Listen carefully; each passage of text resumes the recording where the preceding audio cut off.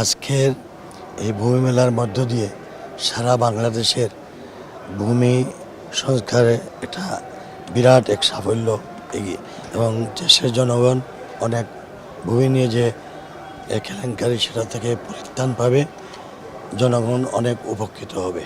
আমি বিশ্বাস করি এই মেলার মাধ্যমে আজকে থেকে যে নতুন প্রদেশ আপনার মোবাইল অ্যাপসের মাধ্যমে মানুষ অত্যন্ত আর ভূমি অফিসে যেতে হবে না। কাজেই আমার শারীরিক ও খুবই কষ্ট হচ্ছে। তো আপনাদের আমি মনে করি আজকের এই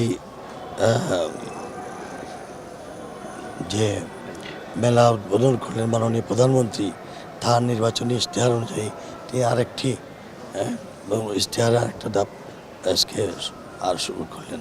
আমি আর বিশ্বাস জনাব তারেক রহমানের নেতৃত্বে বাংলাদেশ অনেকের এগিয়ে যাবে ইনশাআল্লাহ। একটা কমিটি রিপোর্টের পরেই খুব সহসাই জনগণের প্রত্যাশা অনুযায়ী সিদ্ধান্ত আসবে। আগের দিনগুলোতে দেখেছি যে তারা আসলে নিয়ম মানে না, আপনারা কড়াকড়ি নিয়ন্ত্রণ রাখবেন কিনা বাড়তি নজর? অবশ্যই, এখানে কোনো ছাড় দেওয়া হবে না।